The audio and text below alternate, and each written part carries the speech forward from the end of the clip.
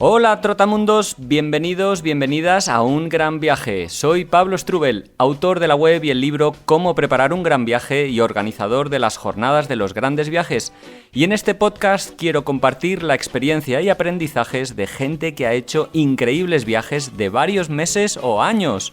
¿Empezamos?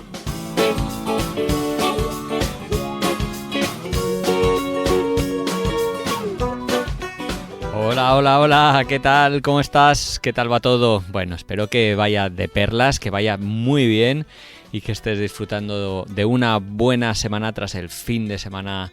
Ya volvemos aquí, una vez más, un lunes más, a los podcasts de Un Gran Viaje con una nueva entrevista, con una conversación con Pablo y Elena, con Elena y Pablo, que son unos viajeros que llevan viajando prácticamente de manera interrumpida desde 2009. La verdad es que tal vez no sean muy conocidos porque, bueno, no se prodigan especialmente en redes sociales, tienen una página web un poco, anticuada, porque se han decidido a viajar por el mundo, a trabajar por el mundo, para disfrutarlo ellos, no necesariamente queriendo compartir cada detalle de sus viajes. Así que, es una conversación que mantengo con ellos desde mi furgoneta en la que estoy viajando ahora, y ellos se encuentran en Bali, en la otra punta del mundo, un lugar al cual les tengo mucho cariño, y ya veréis, es una conversación increíble, estupenda, en la que conversamos de cómo es viajar ahora respecto a cómo era hace 14 años, de temas como la tecnología, cómo nos ha afectado, de qué les ha aportado viajar, de cómo se organizan, ¿no? Porque unos años viajan, otros trabajan, otros están trabajando de voluntarios y eso es uno de los temas con los que empezamos la entrevista, hablando del mundo de las ONGs, nos dan recomendaciones para encontrar buenas y malas prácticas de algunas ONGs y de eso que se llama ahora el turismo solidario.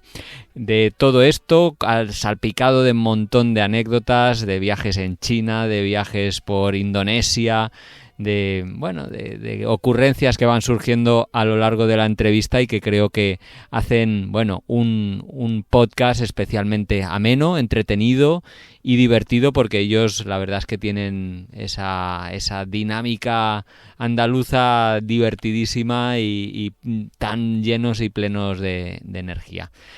Os voy a dejar con la entrevista ya, espero que la disfrutéis mucho.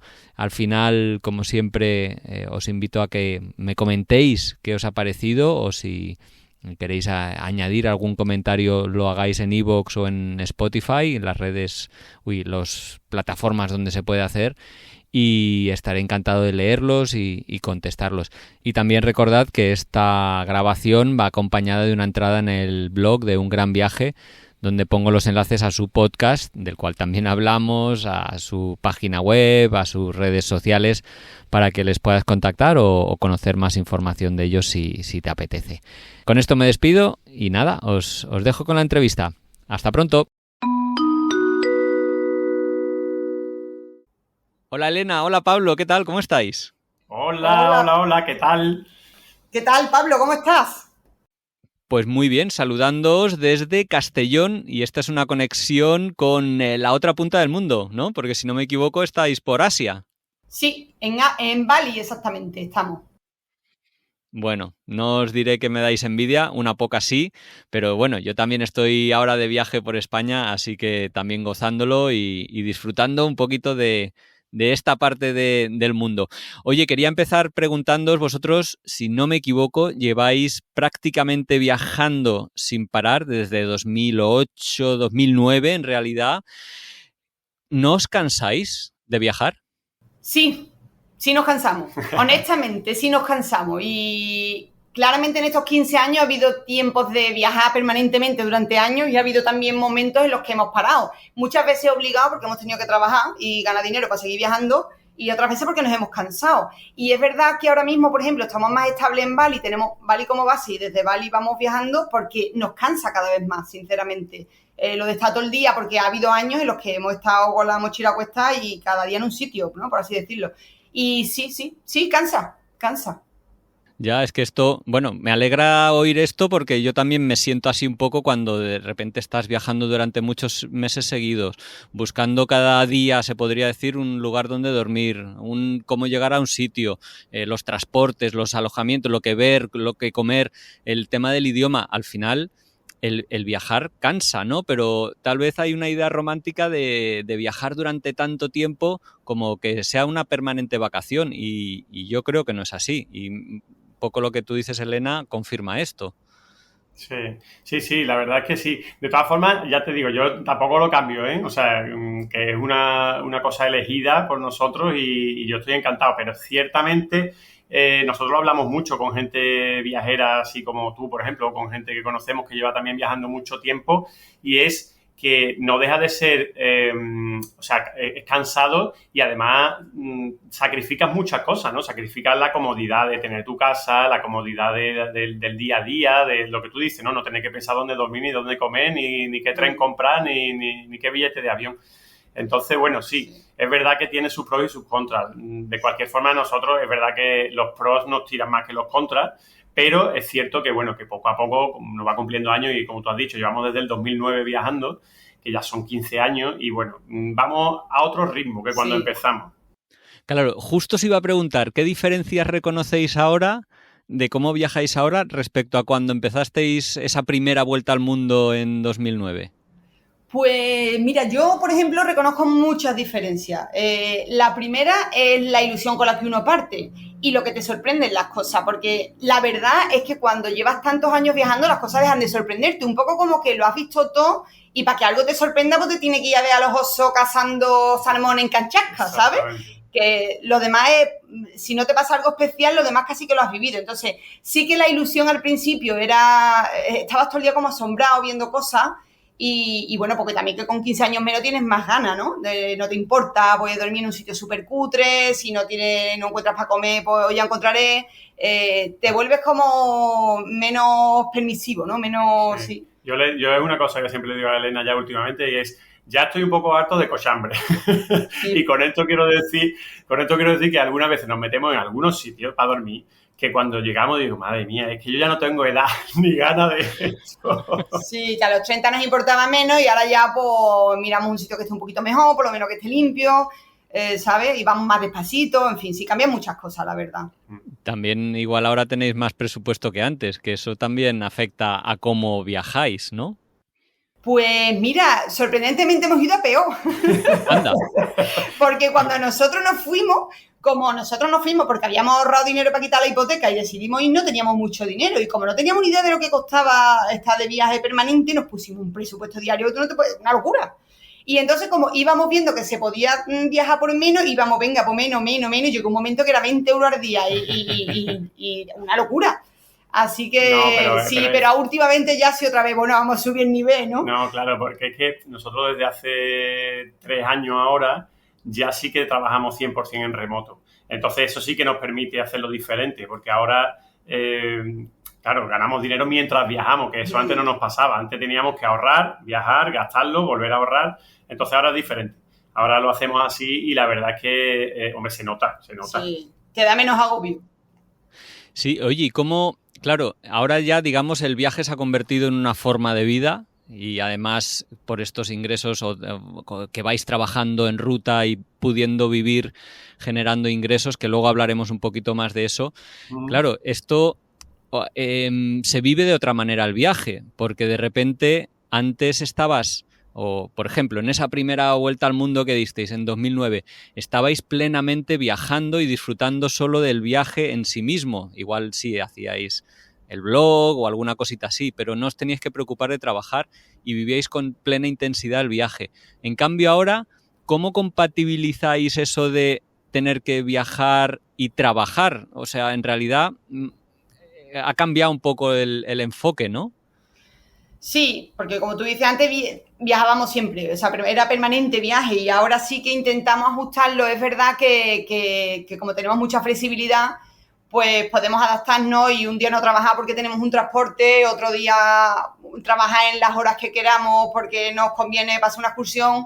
se puede adaptar, pero claro, es diferente, no es lo mismo que estar trabajando permanentemente. Pero a veces, fíjate tú, que yo casi que lo prefiero, porque a veces, por ejemplo, hay horas cuando no tienes que trabajar, estás como obligado, entre comillas, a echarte a la calle. Y es como, no, es que me tengo que ir a ver cosas, porque soy un turista y estoy aquí viendo cosas.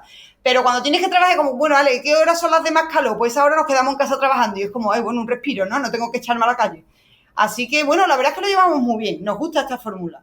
Bueno, me alegro mucho, sí. Oye, ¿y en qué habéis notado, ya no solo en qué en el modo de viajar, sino en qué os ha cambiado el viaje a vosotros? ¿Lo habéis pensado? ¿Lo habéis hablado? ¿Cómo eran el Pablo y la Elena de 2009 cuando empezasteis a viajar en largo, digamos, a cómo sois ahora? Gracias, un poco pensando en qué os ha aportado el hecho de viajar. El viaje. Pues mira, creo que porque sí que lo hemos hablado muchas veces y bueno, nosotros durante todos estos años de viaje también hemos tenido la suerte de poder trabajar en diferentes ONG por el mundo, que eso es un tema que se podría hacer 10 podcasts, 10 episodios solo hablando de eso. Pero es verdad que cuando viajas así tanto tiempo y en tantos sitios diferentes, conocer la cultura local, pero conocerla bien, conocerla a fondo, y eso nos ha pasado sobre todo, ya te digo, cuando hemos estado trabajando en diferentes ONG, nos ha abierto la mente, aunque parezca muy tópico, ¿no? Lo típico de, no, esto te cambia la vida al viajar a una ONG tal, pero sí que es verdad que llegas a comprender cosas que desde nuestra mentalidad occidental no se entienden, en España o en cualquier país de Europa no se entienden, y llegas a entender cosas que en España serían impensables, pero en esos países sí que son posibles, o no son tan extrañas, o llegas a comprenderlo. Sí. No es que que estés de acuerdo con que pasen, pero que entiendes que pasen. O sea, puedes entender por qué al final un niño acaba trabajando, puedes entender por qué una mujer de la India no quiere tener una hija que sea niña. O sea, puedes entender esas cosas, no las compartes, pero las entiendes. Y sí. Eso para mí es fascinante, cómo ha ido... Cosas que yo decía, bueno, es que esto, cuando llega esto, yo nunca en la vida lo voy a entender. Pues sí, al final acabas entendiéndolo. Sí, esto además, lo de trabajar en ONGs y más como vosotros a largo plazo, ¿no? No estas cosas que hacemos algunos de 3 días en una ONG y he sido profesor o he ayudado en no sé qué, que en el fondo creo que no ayudan demasiado más que a nosotros mismos, a sentirnos un poco bien y tal. Pero ahora estaba pensando en cuando Iciar y yo cruzamos África, estuvimos 3 semanas en Santo Tomé y Príncipe colaborando con un proyecto que conocimos allí, nos gustó, extendimos el visado y nos quedamos esas 3 semanas en una escuela de artes y oficios, pues bueno, ayudándoles un poco en lo que podían o podíamos aportar, ¿no? Como visitantes extranjeros y demás. En el fondo era pues dar un poco de cariño, formación y aprecio a los chavales que estaban allí. Pero cuando eso nos permitió conocer la idiosincrasia local de otra manera totalmente diferente, y estoy muy identificado con esto que decíais de cómo te permite entender por qué piensa la gente de esa manera, aunque no lo compartas, que cuando vas de viaje muchas veces no puedes profundizar de esa manera, ¿no? Esto supongo que también viajar lento ayuda mucho a esto de que estáis haciendo de vivir en un sitio y... aunque no sea entre comillas viajar, porque estáis viviendo en un lugar, os permite, bueno, profundizar muchísimo más.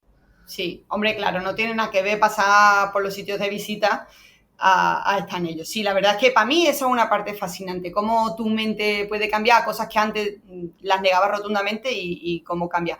Sí, a mí me gusta mucho esa parte de los viajes y bueno, de todas formas también te digo que aunque solo sea viajando, creo que a todo el mundo le viene bien pasar por determinados sitios y ver otras realidades y sí, creo que aunque sea corto tiempo, ¿no? Pues me voy 15 días a viajar por la India, eso ya te cambia en cierta forma y... Sí. Bueno, te cambia si realmente vas con la mentalidad, porque hay mucha gente que viaja, a lo mejor gente que no ha viajado mucho y de repente le apetece hacer un viaje y de repente llega a un sitio con la idea de mi mentalidad de España y con los brazos cerrados como diciendo, uy, qué horror, uy, no me gusta nada, uy, esto es horrible.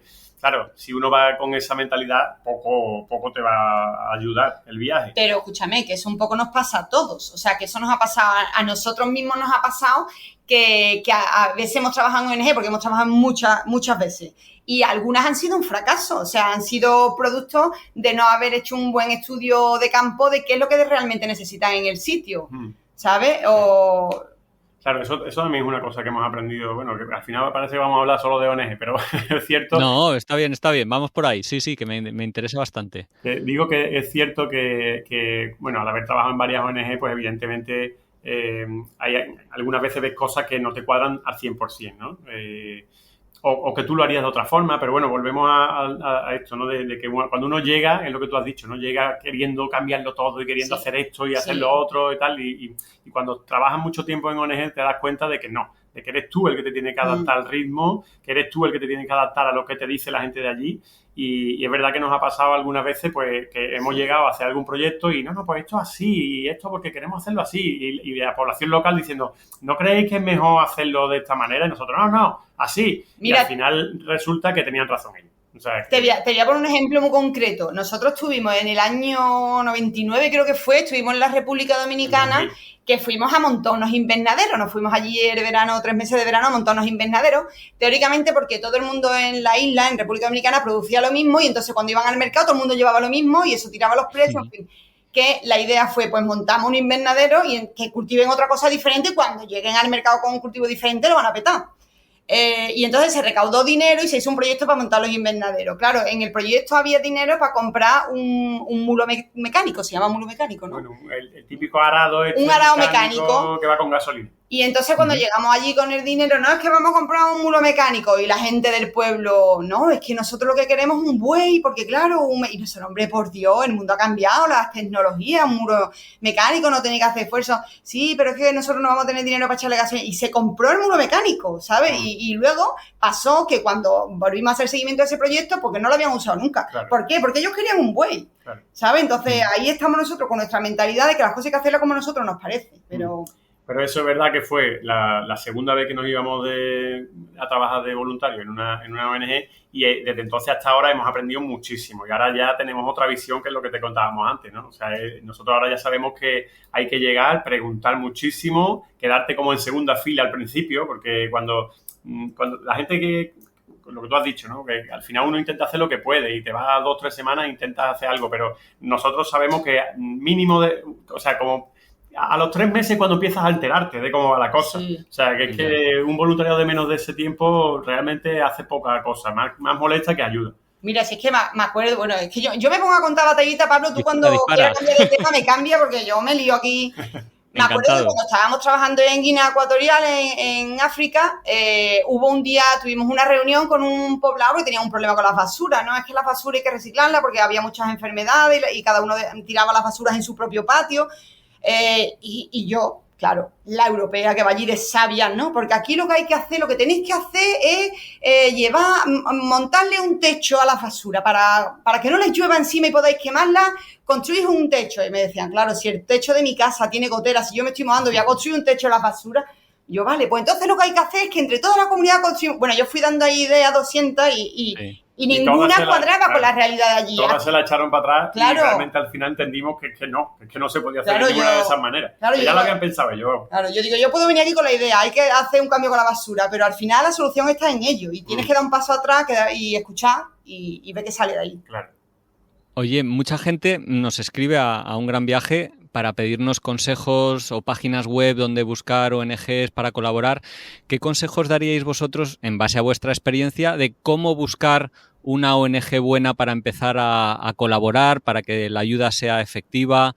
¿Cómo discernir de cuáles son ONGs, no sé, llamarlas tapaderas, o cuáles son realmente útiles? ¿Qué consejos podéis dar para alguien que quiera viajar o colaborar durante más de 3 meses con una ONG? ¿Cómo se buscan? ¿Pero te refieres a trabajar en terreno o a colaborar económicamente?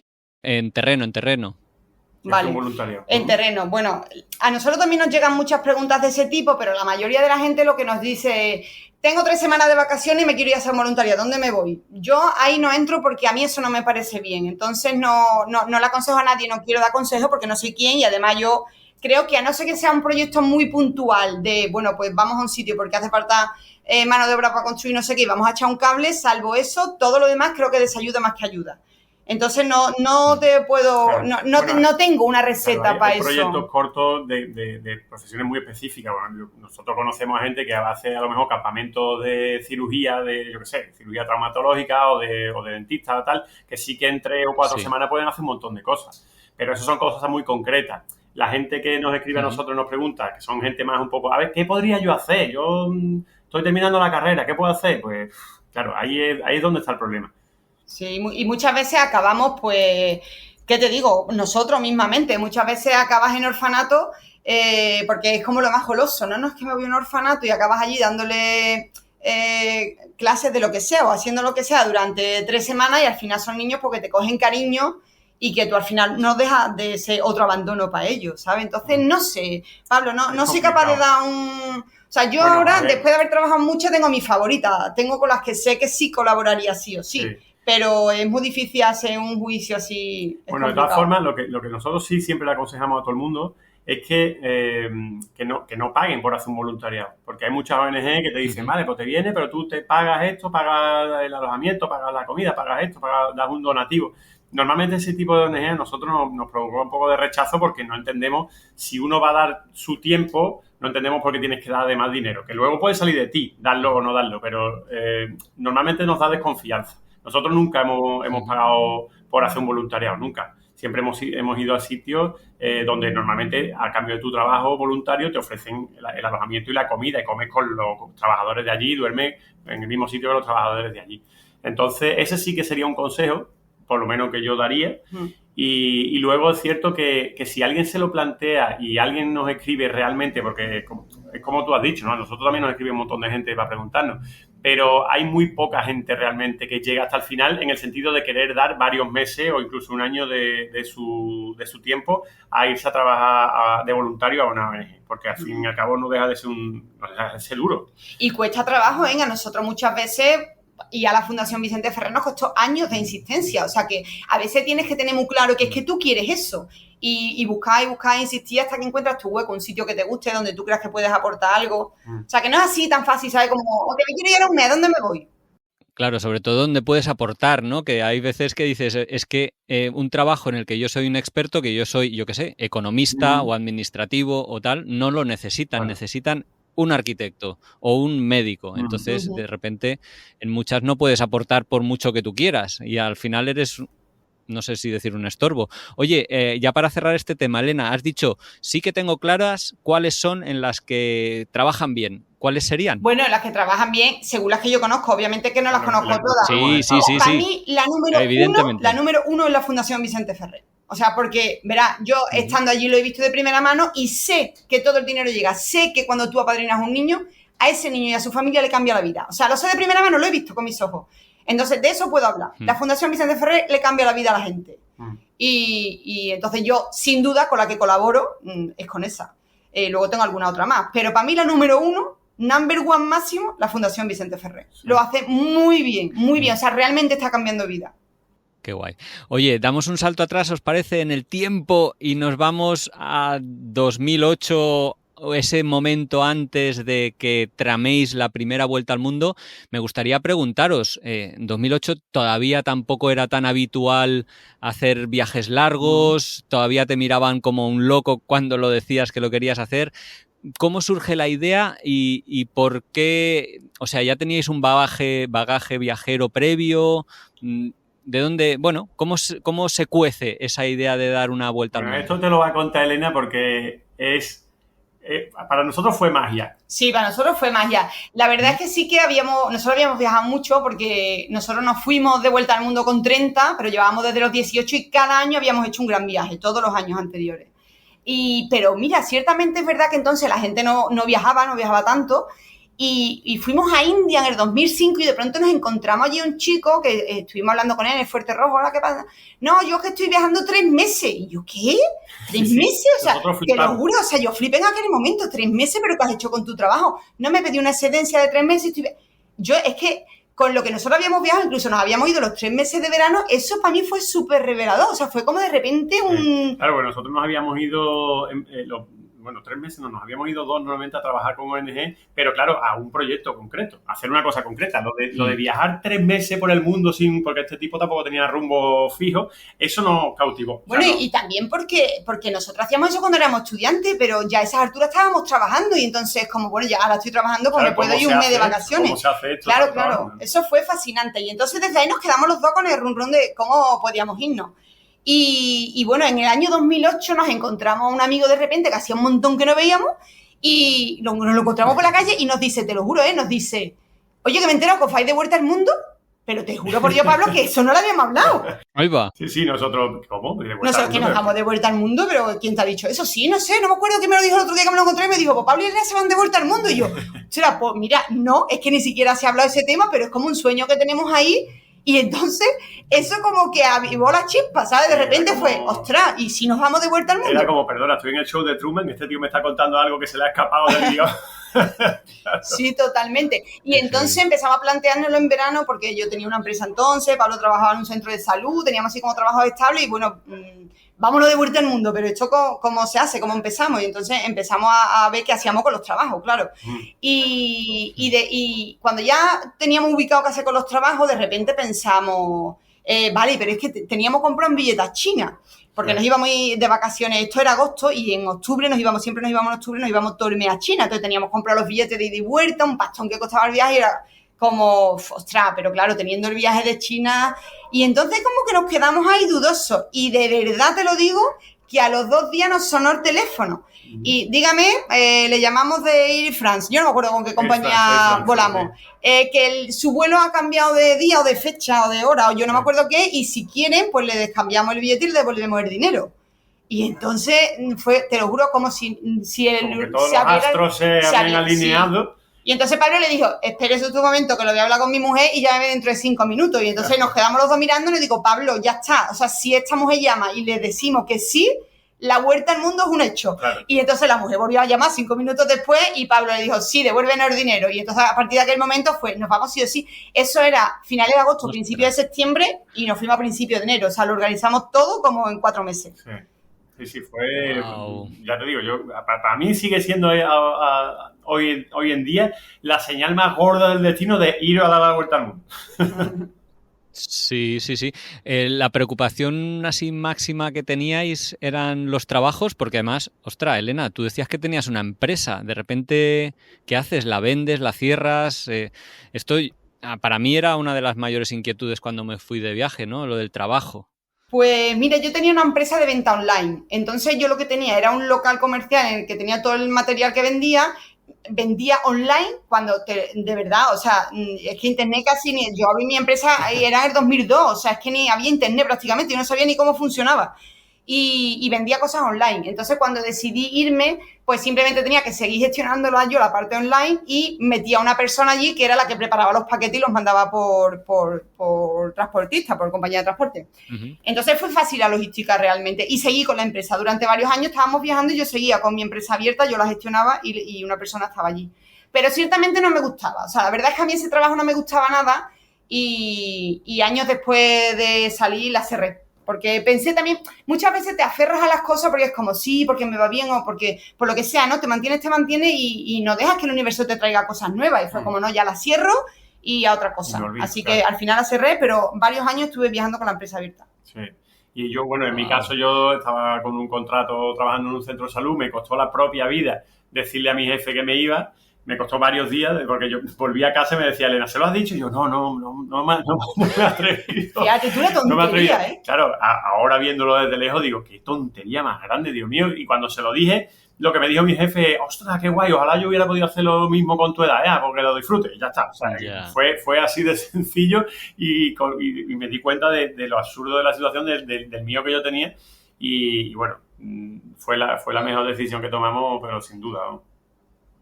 Bueno, en realidad lo que tienes miedo no solo es a decirlo, sino es al hecho de dejar el trabajo y decir, ¿y a la vuelta qué, no? ¿O cómo será mi vida? ¿Eso nos preocupaba? Bueno, en mi caso no mucho, porque yo tengo la gran suerte de tener una profesión en la que siempre hay trabajo, siempre. A mí nunca me ha faltado trabajo, siempre que he intentado volver O sea, siempre que he vuelto, al día siguiente, si quería, ya estaba trabajando. Entonces, por ahí, eso te da mucha seguridad y mucha tranquilidad, la verdad. Eso siempre lo hemos tenido ahí como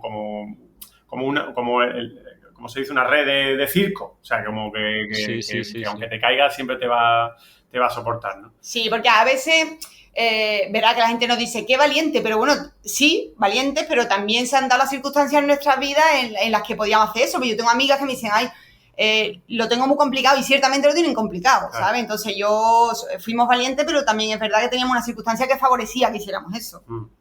Bueno, pero también decidisteis apostar por ello, porque podíais haber, digamos eso, entrado en ese bucle de la comodidad de no querer cambiar nada por el miedo a que no funcione algo y al final no haberos ido de viaje, no haber hecho este cambio de vida. Cuando os vais de viaje a dar la primera vuelta al mundo, eso en 2009, ¿os imaginabais remotamente cómo sería vuestra vida 15 años después, que acabaríais así? No, para nada. De hecho, nosotros nos fuimos sin saber muy bien para cuánto tiempo nos íbamos, ni siquiera dijimos una fecha, nos vamos, ¿hasta cuándo? Hasta que se nos acabe el dinero. Y no sabíamos si eso serían 5 meses o un año, no teníamos ni idea. Nosotros habíamos calculado con el presupuesto que te dijo antes Elena, que nos habíamos flipado un poco, presupuesto diario que nos habíamos marcado, que nos duraría más o menos un año, el dinero que teníamos ahorrado. Vale. Y luego luego fueron como 3, claro. Sí, luego estiró, llegó a 3 y luego volvimos a parar, trabajamos un poco, volvimos a ir, en fin, y ya a partir de ahí fue el enganche total. Sí, pero yo nunca me lo hubiera imaginado.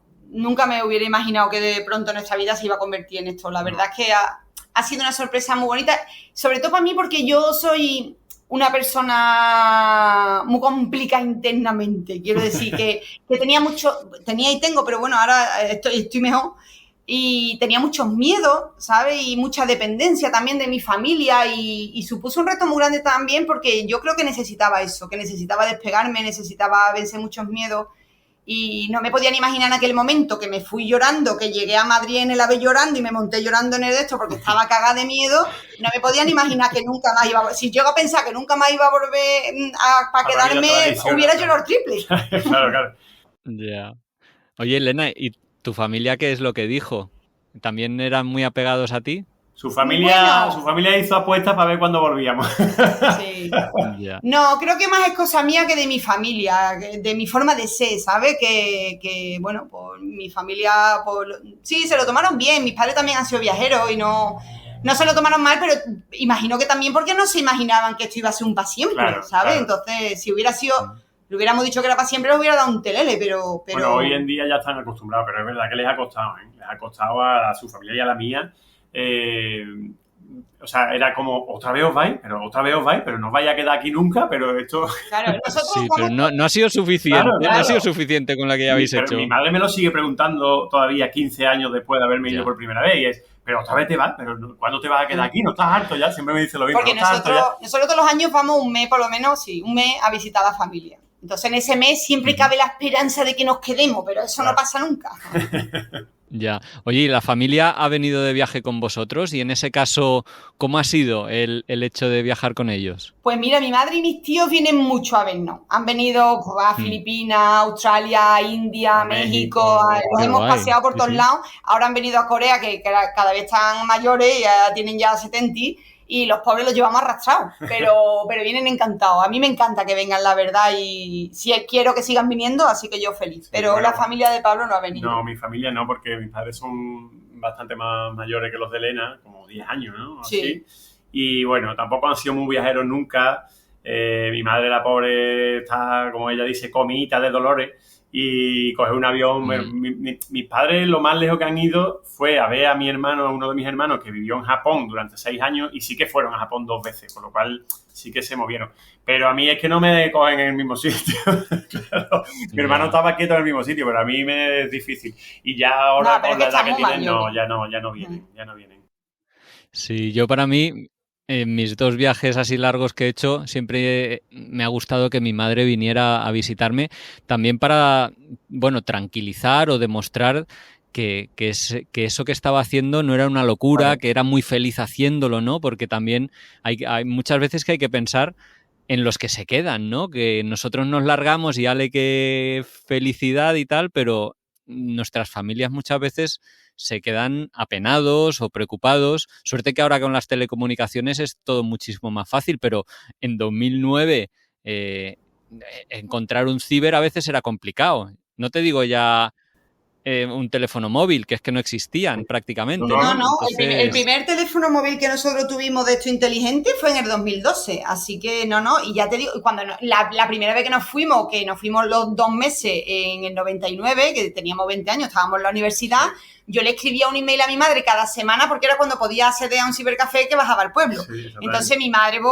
al borde del infarto. Y lo que hacíamos era utilizar un servicio que había, que era el servicio España Directo de Telefónica en aquel entonces. Ah, sí.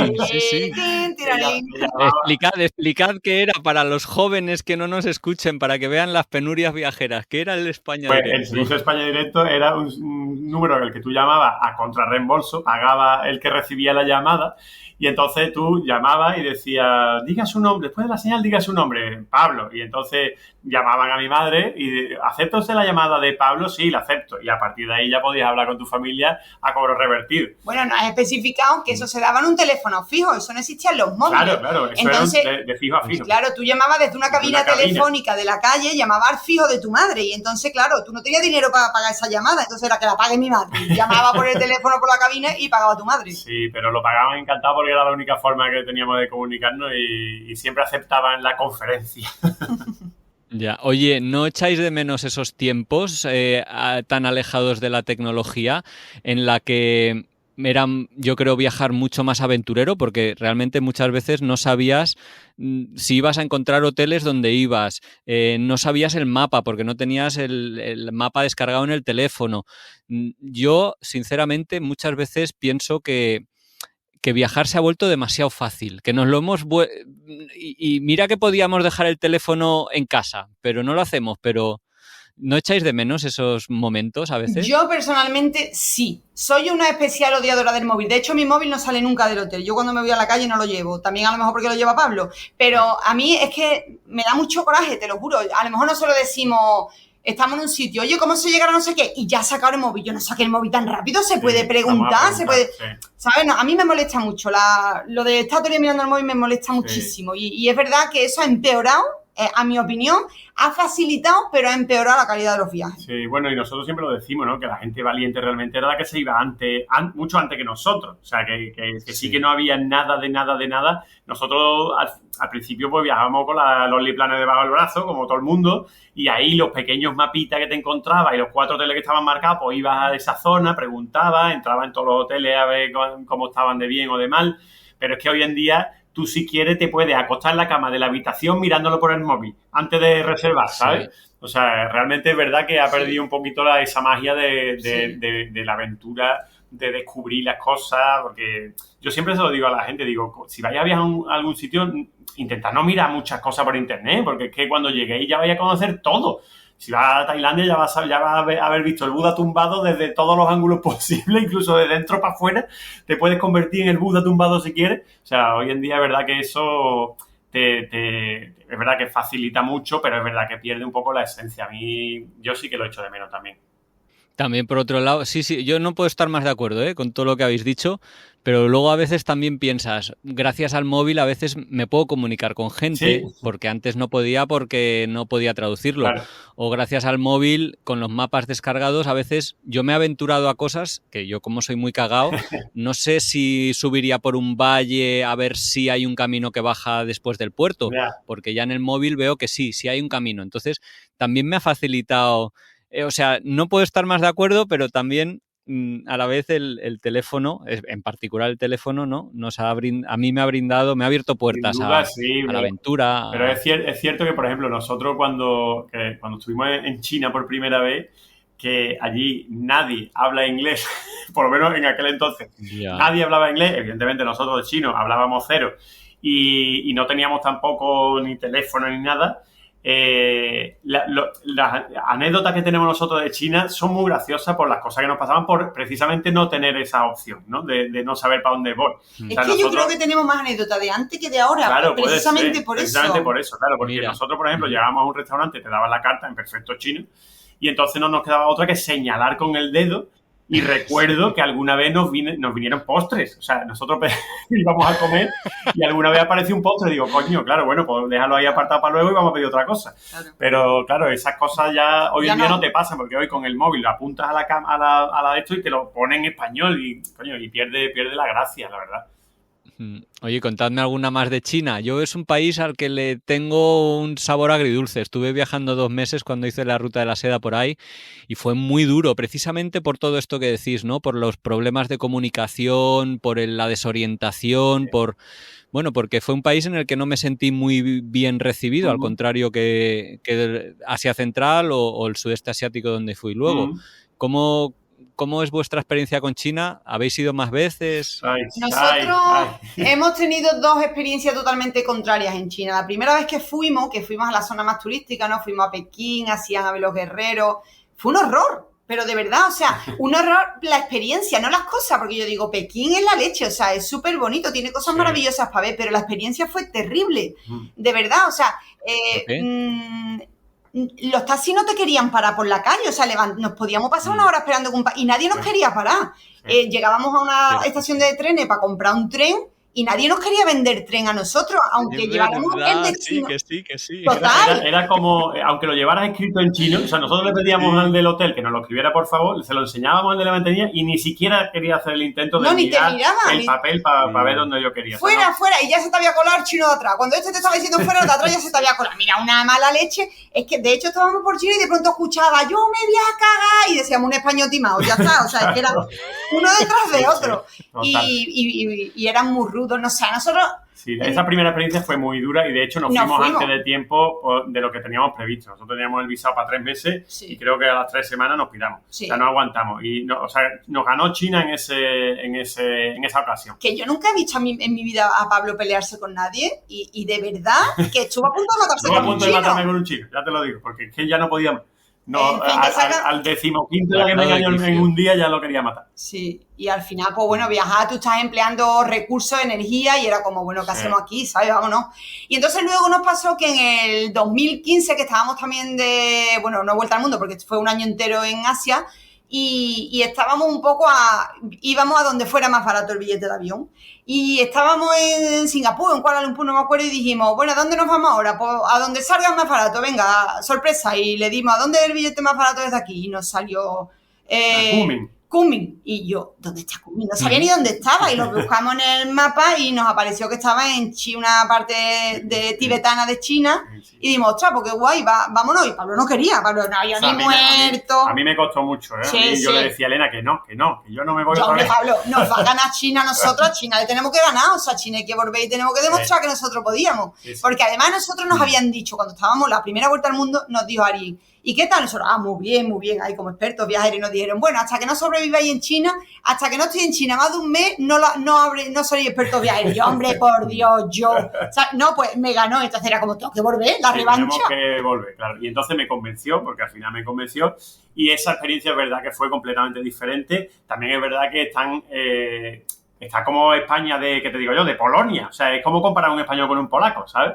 Entonces, claro, allí sí que es verdad que la gente hablaba un poco más inglés, era mucho más amable todo el mundo, o sea, la gente te intentaba ayudar, cosa que no nos pasaba en el otro lado, y ahí fue nuestra reconciliación con China, aparte de que esa zona, la parte de Sichuan y de Yunnan, nos encantó, nos fascinó. Tengo que decirte que fue uno de los viajes más bonitos que he hecho, aquella zona de China, uno de los viajes más bonitos que he hecho y que con más cariño recuerdo, o sea, que al final... le ganamos. Sí, al final empate a uno. Bueno, vamos a empate a uno. A ver, tenemos que jugar desempate a ver qué tal. Mira, yo sé de admitir que salí de China prometiéndome no volver a pisar China.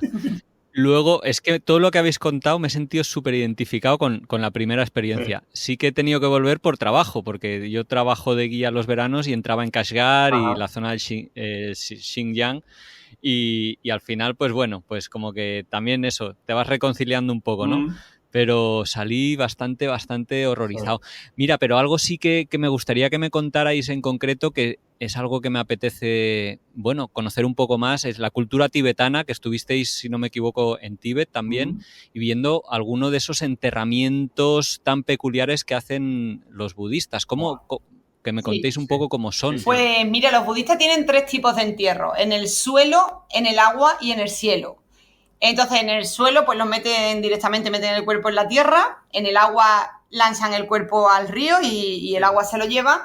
Y en el aire son entierros en los que los buitres se comen el cadáver. Sí. Bueno, yo cuando oí hablar de eso dije, ¡ay! Claro, la idea es que nada vuelva, o sea, que todo se vaya contigo, ¿no? Que no quede ni el cuerpo, ¿no? Esa es la idea principal de ese tipo de entierro. Y entonces cuando oímos hablar de eso dijimos, bueno, para allá que voy, o sea... De hecho, lo vimos en un blog que seguíamos, que ahora no recuerdo cuál fue, porque hace ya mucho tiempo, pero vimos las imágenes y dijimos, perdona, esto tenemos que ir nosotros a verlo sí o sí. Sí, y nos costó llegar bastante, o sea, estaba bastante apartado, también porque dimos una vuelta muy grande.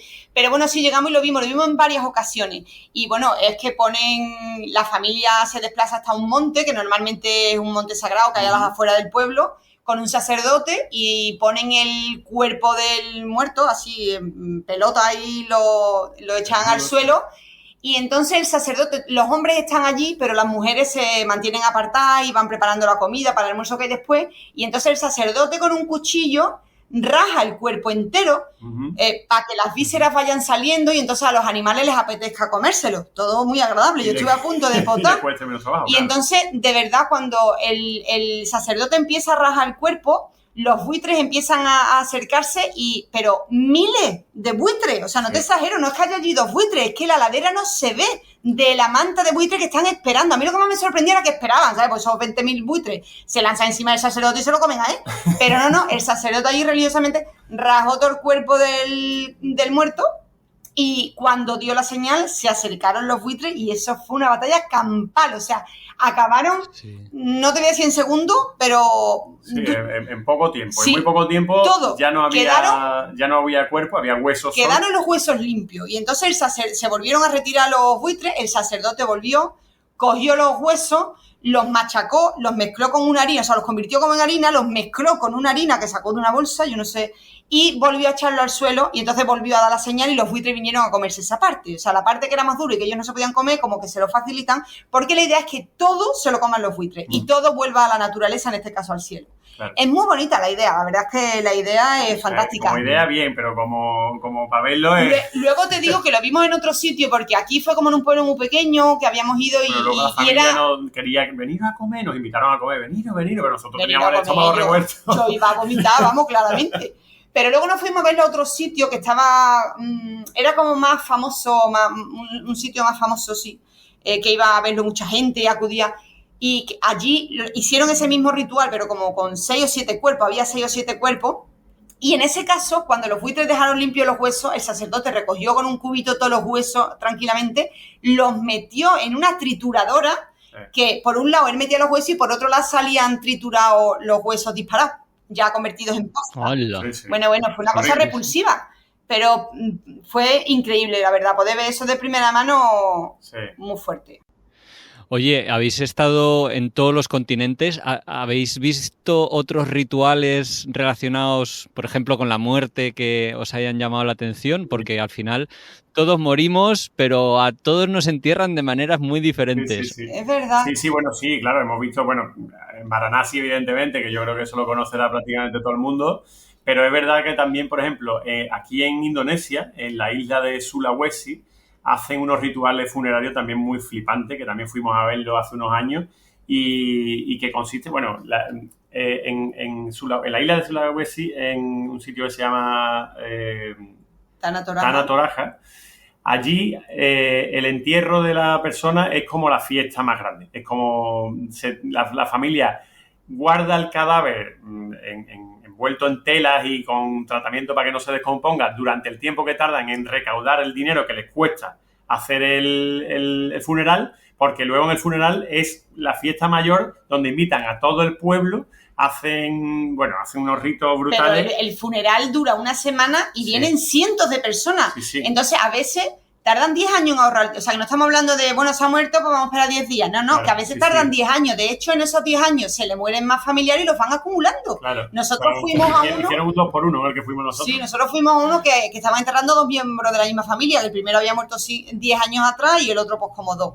pues habían junto a los dos y habían hecho la fiesta. Claro. Y es alucinante, allí entierran a los niños en los árboles. Sí, o sea, en los árboles... A los árboles y a los adultos en las rocas. O sea, tienen piedras enormes que le han hecho un agujero en el que tú ves solo una puertecita de, ¿qué te digo yo?, de 50 por 50 y llevan allí el cadáver y lo meten allí dentro y allí es donde se queda enterrado, digamos, ¿no? Sí. Y los niños lo hacen en árboles, en troncos de árboles enormes que también le hacen un agujero y vas por allí, vas viendo los árboles con las puertecitas donde están los niños enterrados. Es bastante sobrecogedor, pero es muy flipante verlo porque para ellos era una fiesta, que era como la feria de Sevilla, pero allí cuando paseaban, porque lo sacaban como paseándolo en parihuela. Como la Macarena en Sevilla. Como la Macarena, exactamente. O sea, lo sacaron por ahí, por todo el pueblo, y la gente que lo llevaba iba tirando, como los Reyes Magos, iban tirando caramelos y paquetes de tabaco y cigarros para el pueblo. O sea, era muy curioso de...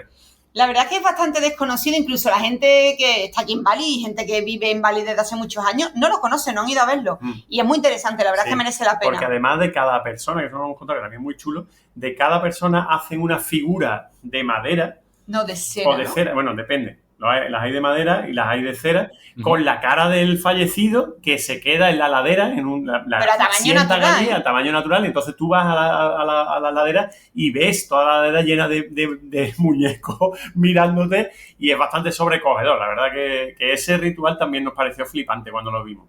Ya lo creo. Oye, bueno, por lo que sé de vosotros, conocéis especialmente bien Asia. Cuando tenéis que pensar en nuevos destinos o países a visitar, ¿qué os gusta más? O dicho de otra manera, ¿por qué acabáis, parece, yendo a Asia todo el rato y menos a otros sitios? Mira, realmente nos gusta por igual Asia y América Latina, realmente. Conocemos peor África, realmente, pero al final... Nos solemos decantar por Asia, sobre todo por la relación calidad-precio.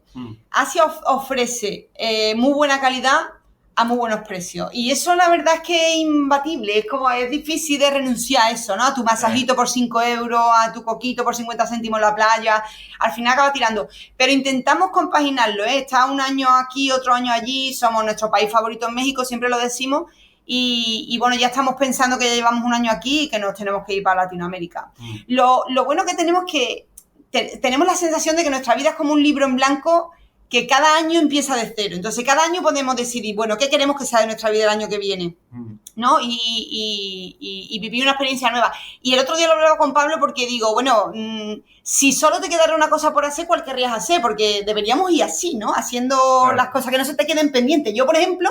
Ahora mismo tú me das coraje, me das envidia, porque si a mí ahora mismo, si tú te mueres mañana, ¿qué es lo que te daría coraje no haber hecho? Pues a mí es no haber ido en una caravana, de verdad, o sea, tengo muchas ganas de hacer eso. Y entonces le decía a Pablo, pues el año que viene tendremos que irnos en una caravana, porque si me muero tengo que haber hecho eso. Claro. Y mira, Pablo, por ejemplo... Es muy curioso que conocimos, en ese viaje que te acabo de contar del entierro en Sulawesi, conocimos a un señor de Australia, un señor de unos 60, a lo mejor tenía el tío, 60 y pico, que había viajado toda la vida y entonces el tipo nos contaba que él ya viajaba buscando experiencias únicas, ¿no? Como por ejemplo ese entierro, ¿no? En el que coincidimos con él.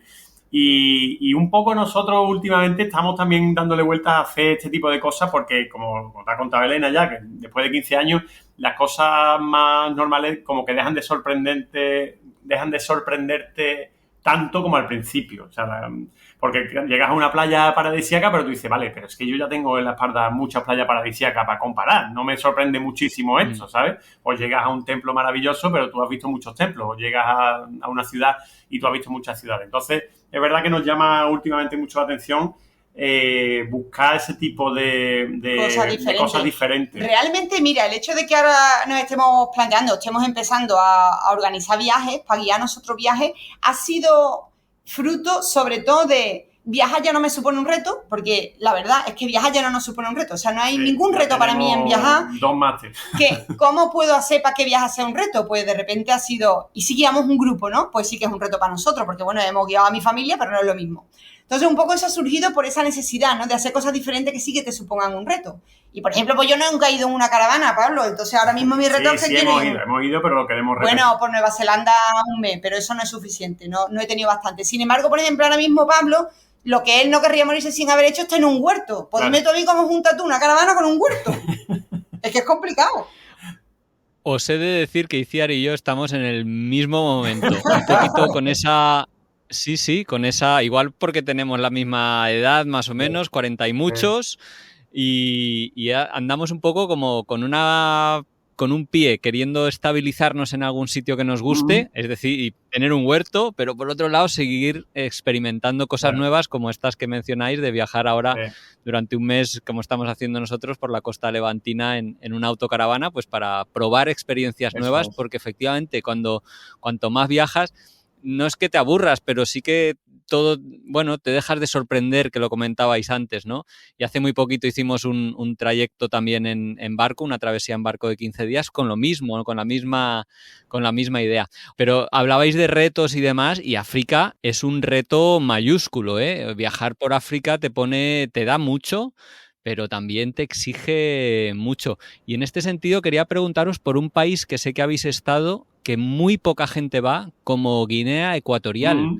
El único país de África en el que el idioma oficial es el español, que fue perteneció a España. Española, y me gustaría que me comentarais un poquito cómo fue vuestra experiencia allí, porque realmente es muy difícil de visitar como turista y no conozco muy bien cómo es la cultura allí, qué relaciones hay con la excolonia, en fin, un poquito cómo es Guinea Ecuatorial. De hecho, no se puede visitar como turista. Bueno, no sé en este momento, nosotros estuvimos ya hace unos años, pero no se podía visitar como turista. La verdad es que África es dura. Es dura. Nosotros hemos estado, por un lado, trabajando 2 años en Mayotte, una isla que hay al lado de Madagascar, y estuvimos ahí en Guinea Ecuatorial 6 meses, y África se nos hace dura. Bueno, luego hemos estado en otros muchos países de viaje, pero en Sudáfrica, hemos estado en Tanzania. Guinea a mí me resultó complicado. Es un país peligroso.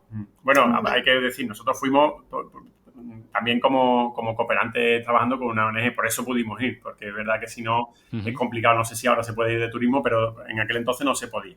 Sí, pero es un sitio peligroso donde tienes que estar permanentemente tomando precauciones, y eso a mí me resulta agotador. O sea, vivíamos entre rejas, o sea, nosotros vivíamos en una casa que tenía todo lleno de rejas, pero es que fuera lo habían llenado de uralitas para que desde el exterior no se viera el interior, entonces no se viera que había blancos viviendo, de chapa.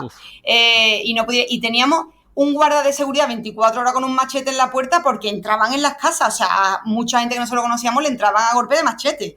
Entonces, había mucha corrupción. Nosotros íbamos con el coche de Cooperación Española y, bueno, en un momento de eso lo respetaban un poco más, pero ibas con el coche y te paraba el primero de turno, te pedía el pasaporte y a cambio de dinero, o sea, si no le dabas dinero no te lo devolvía. Entonces era una lucha permanente. Sí, a mí me resultó duro. El problema también, claro, que lo primero más corrupto que había era la policía y el ejército. Entonces ya a partir de ahí es muy difícil que las cosas te salgan bien, ¿sabes? Porque si son ellos mismos los primeros que te paran, que te quieren extorsionar, que te quitan el carnet de conducir y no te lo devuelven porque no les da la gana.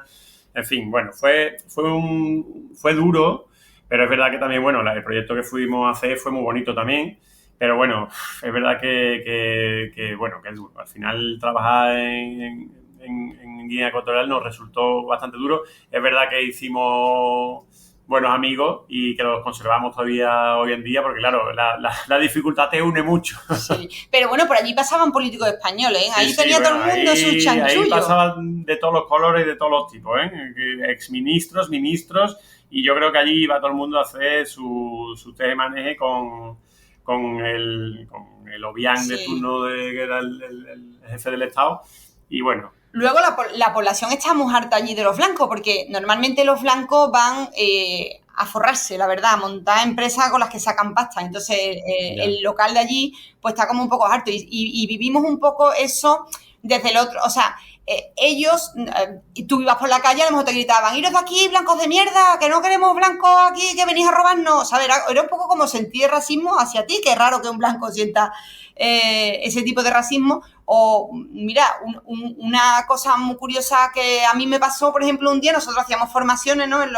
Íbamos por los pueblos haciendo formaciones y la formación era gratuita para la gente del pueblo, en cosas básicas de sanidad. Y bueno, pues a media mañana dábamos un zumito, unos pastelitos para que la gente pues, comiera un poquito. Y yo sacaba el zumo, repartía zumo, le echaba a todo el mundo, me echaba yo un vasito y una vez pues uno empezó... Este zumo está caliente, ¿por qué me das este zumo caliente? Porque soy negro. Y yo, ¿cómo que porque eres negro? Si yo me echaba el zumo del mismo paquete. El mismo zumo, ¿sabes? Bueno, y ahí se lió una, entonces era un poco, no sé, y me resultó muy agotado. Me alegro de haber ido, porque de todo me alegro siempre de haber ido, todos son experiencias, pero muy cansino. África es muy cansino, Pablo. Sí, lo sé. Al final, y yo creo que sobre todo es por los prejuicios que todos tenemos, tanto nosotros hacia ellos como ellos hacia nosotros, ¿no? Tenemos una imagen clara de cómo es, o mental, previa a ir a África, de cómo se supone que es África, los africanos, y ellos te la tienen de nosotros también, y al final es complicado. Esto que habéis dicho de sufrir el racismo, fíjate, a nosotros nos pasó, que yo recuerde una vez nada más, que íbamos en un transporte público, en una pick-up, hacinados allí varios, pero llegamos a un pueblo y no se podía subir más gente porque estaba llena. Y claro, íbamos 2 blancos y entonces los de abajo dijeron que se bajen los blancos, que este es nuestro transporte. Claro. Y ¡hala! Fue como... Esto lo tienen que sentir los negros en nuestro país, desgraciadamente, muy a menudo. Sí. Y fue como una cura de humildad de decir, hostia, ya entiendo cómo se debe sentir alguien con los comentarios racistas que, bueno, que son, yo creo, muy habituales en todos los países, porque al final somos todos racistas del vecino, que esta es otra, que ibas a Namibia y te decían, no, los de Angola son unos cafres y peligrosísimos. Todo el mundo habla mal de todo el mundo, pero bueno. Pero mira, sí, aunque pueda sonar raro, yo me alegro de haber vivido esa experiencia, porque es lo que tú dices, o sea, nunca hemos estado en el lugar del otro.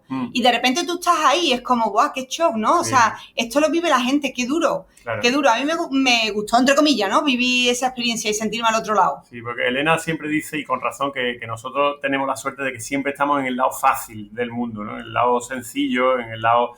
con el pasaporte nuestro podemos ir a cualquier sitio sin que nos pongan problemas. No somos conscientes de que hay gente que con otros pasaportes no pueden visitar determinados países. O sea, nosotros tenemos amigos mexicanos que no pueden ir a Estados Unidos, por ejemplo, o que no pueden ir a Canadá, o que les cuesta muchísimo trabajo. Nosotros ni lo planteamos. De hecho, tenemos una amiga que quiso venir a vernos a India cuando estábamos allí y se plantó allí sin visado porque ni se planteó que había que sacarse visado y se tuvo que dar la vuelta.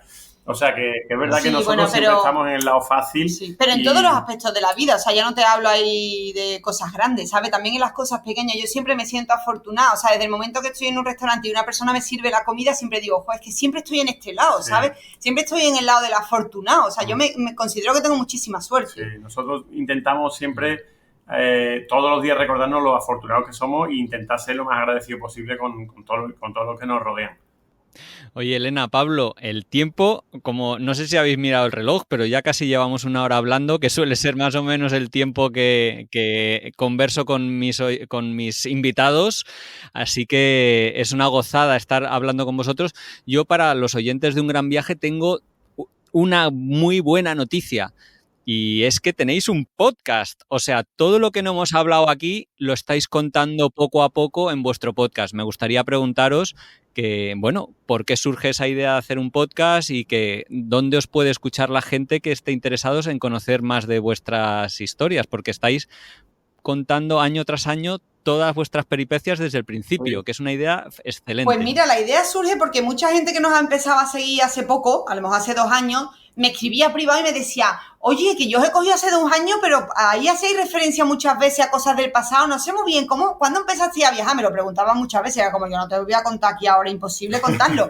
Y una vez una seguidora que me escribió y me lo preguntó, le dije, mira, es que es una historia muy larga, y me dijo, ¿y por qué no hacéis un podcast y lo contáis? Porque a lo mejor hay gente como yo que le interesa saber cómo empezasteis y también cómo financiáis, ¿no? Todo eso, escucharlo y pues si lo contáis, ¿no? Porque yo le decía, esto yo me llevaría horas contando. Y me dijo, ¿por qué no hacéis un podcast? Y a partir de ahí lo pensamos y dijimos, pues mira, lo vamos a hacer. Cada vez que nos pregunte le decimos a la gente, escucha el podcast. Y en esa estamos, sí. Sí, surgió así. Y bueno, y aparte también, no solo por eso, sino porque es que nosotros con algunos amigos nos mandamos podcast por WhatsApp. O sea, ya son considerados podcasts. Nosotros somos grandes mandadores de audio muy largos. Sabemos también a quién, porque hay gente que más de 2 minutos no le pueden mandar, pero hay otros que sí. Hemos llegado a mandar audios de 1 hora, ya te lo digo, 1 hora de reloj. Bueno, que, también porque cuando viajas al final el contacto con los tuyos es a través del WhatsApp, tienes que asumirlo, o sea, el contacto con los amigos, la familia es a través del WhatsApp, así que bueno. Bueno, y por lo que nos preguntaba de dónde podían escucharnos, bueno, pues el podcast se llama La Aventura de Pablo y Elena, igual que nuestras redes sociales, y está en Spotify, está en iVoox y está en Amazon Music, creo también. Así que por ahí nos pueden buscar La Aventura de Pablo y Elena, La Aventura de Pablo y Elena, y por ahí nos encuentran fácil. Bueno, yo os recomiendo que os suscribáis. Yo lo estoy escuchando cada 15 días que vais publicando y me parece súper entretenido. Además, creo que para vosotros debe ser muy bonito porque estáis recordando anécdotas de eso, de 2008, 2009, 2010, de esos primeros viajes que seguro que teníais ahí además un poco oxidadas. Sí, nos va surgiendo porque a veces decimos, venga, vamos a grabar un año y empezamos los dos y nos enredamos y se nos ha acabado la media hora del podcast y hemos ido por el segundo mes. O sea, nos van surgiendo las anécdotas y te acuerdas de esto, o sea, sí, está siendo muy bonito, la verdad, a nosotros nos gusta. Bueno, es un poco lo que ha pasado en este podcast, que al final ya os veis que no hemos hablado de ningún viaje concreto ni de casi nada, pero bueno, he tenido la suerte de conversar con vosotros, de conocer un poquito mejor vuestra vida y ya para cerrar, y salvo que tengáis algo más que añadir, sí que me gustaría retomar, Elena, que has comentado lo de los viajes que estáis organizando. A partir de ahora tenéis uno programado para marzo y abril de 2024 a Tailandia y un poquito qué planes tenéis con eso de los viajes, cuál es la idea, por qué os habéis aventurado a esto. Pues bueno, nos hemos aventurado por lo que te decía antes, ¿no? Buscando nuevos retos, cosas diferentes que hacer y entonces hemos pensado qué es lo que a nosotros nos gustaría enseñar o bueno, qué es lo que mejor sabemos hacer. Y lo que mejor sabemos hacer es viajar, la verdad. Yo, si me considero algo en esta vida, me considero viajera, no me considero ninguna otra cosa más que viajera. Y era como, bueno, pues necesito sacar esto. Así que como un nuevo reto nos lo hemos... Pero no miramos más allá. Tenemos pensado 4 viajes para este año. Queremos ir a India, llevar a la gente a visitar la Fundación Vicente Ferrer porque merece la pena. El de Tailandia, también vamos a hacer México el Día de Muertos, que Tailandia y México siempre son nuestros países favoritos, y Perú en agosto. Y bueno, era porque son 4 sitios que nos gustan especialmente y por eso que te digo, pero tampoco vamos más allá. No sé si igual al año siguiente ya nos organizamos o sí, porque nos encanta, sí, no tengo ni idea. Vamos a probar un poco también, porque es verdad que a nosotros nos mueve mucho la idea de... Hay mucha gente que nos sigue y nos escribe y... Ay, porque me encantaría, pero no me atrevo. O sea, hay mucha gente con mucho miedo a viajar y nosotros queremos que la gente pierda ese miedo y entendemos que cuando vean cómo viajamos nosotros y que no es difícil una vez que te pones a viajar, realmente sale todo rodado. Queremos que la gente también pierda ese miedo a viajar y que se atrevan luego a irse solos por ahí, que entiendan que el mundo no es ese sitio hostil y peligroso que uno se imagina en cuanto pones un pie fuera de la frontera de tu pueblo, ¿no? Que hay mucha gente que no ha salido ni de su pueblo. Sí, pero bueno, que nos lo tomamos más como una experiencia que como un trabajo, así que ya veremos lo que surja.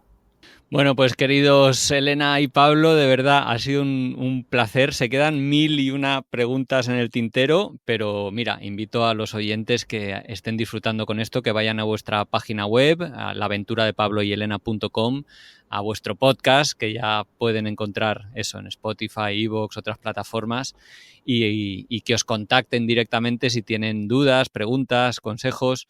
En fin, cualquier cosa de las que no hemos hablado aquí, porque al fin y al cabo, bueno, yo creo que podríamos haber estado horas y horas hablando y tampoco era plan de aturdir a la gente, pero por mi parte ha sido un placer y una suerte poder hacer esta conexión planetaria con intergaláctica. Vosotros. Gracias, Pablo. Te agradecemos un montón porque, bueno, te seguimos hace mucho tiempo también y para nosotros es un honor que nos haya entrevistado.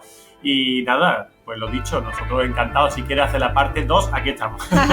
Pues un placer será. Hasta pronto. Gracias, Pablo. Hasta luego.